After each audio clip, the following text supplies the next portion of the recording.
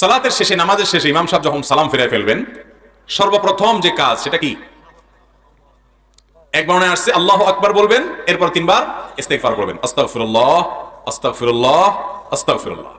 অন্য বর্ণনায় আসছে শুধু ইস্তিগফার বলবেন। সালাম শেষ ইমাম সাহেবের প্রথম কাজ আস্তাগফিরুল্লাহ আস্তাগফিরুল্লাহ আস্তাগফিরুল্লাহ।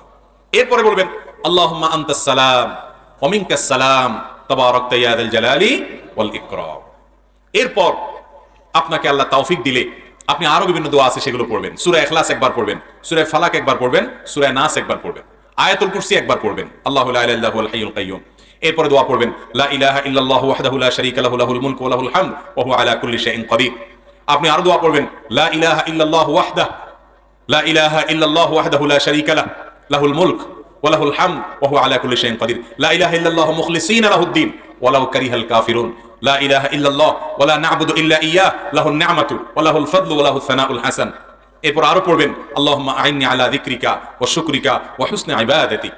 এরপরে পড়বেন আপনি 33 বার সুবহানাল্লাহ, 33 বার আলহামদুলিল্লাহ, 34 বার আল্লাহু আকবার। আরেক বর্ণনা আছে আল্লাহু আকবার 33 বার, শেষের বার পড়বেন লা ইলাহা ইল্লাল্লাহু ওয়াহদাহু লা শারীকা লাহু লাহুল মুলকু ওয়া লাহুল হামদু ওয়া আলা কুল্লি শাইইন কাদির।